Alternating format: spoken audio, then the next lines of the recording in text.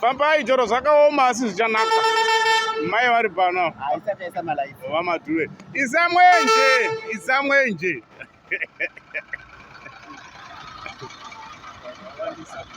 Fodhi aripo. Sida waendepi? Sida uyo uri mukona. Mai chifambai. Inadero mwana wenyu. Chifambai vamadhuwe.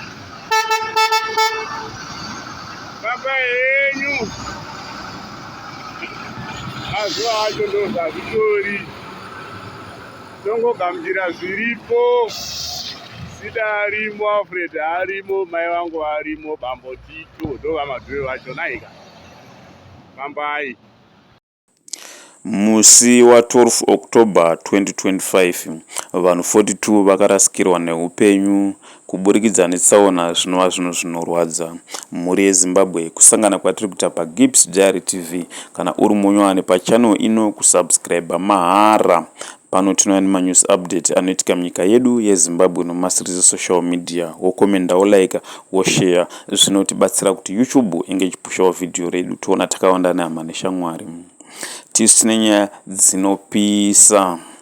Bhazi reDNC raibva kuPort Elizabeth kuGebena richienda kuZimbabwe nekuMalawi rakauraya vanhu 42.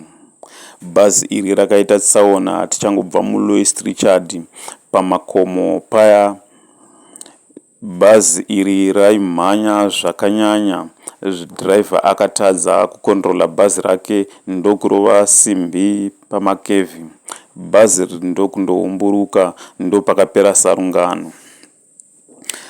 Pano apa ndine mazita evanhu vakatisiya patsaona iyi, ndo andinoda kuti muone mundotsvaka hama dzenyu. Tinongoti rest in peace kune vakatisiya. Muri yeZimbabwe, sarai muchiona video repakaitikira tsaona.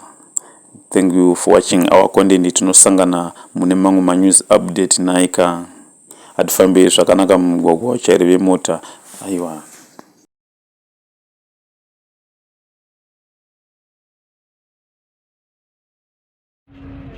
Right, apa ndopa zvakaitikira. Uchitarisa mamiriro akaita road, mamiriro akaita pano apa. Driver uyo akabva uko akavesera bhazi rakaregedzerwa. Ndobva atadza kunegotiata kevi iyi. Kevi iyi ndo yakamukwadza iyi. Bhazi rakabva uko richimhanya. Kune mota, kune police van uko kumashure kweyakwendikini kweyagogo. Ndobva atadza kunegotiata mukevi mubhazi parabuda. Hapana kana mhepo, hapana kana chii. Driver ya lack of experience. Haupinde kevi yakadai so ine 80 km/h or more. Muna aimhanya mukevi umwe. Zvimwe zvatoona murodi so.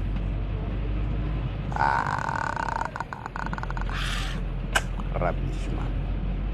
Chii chakadai izvozvo?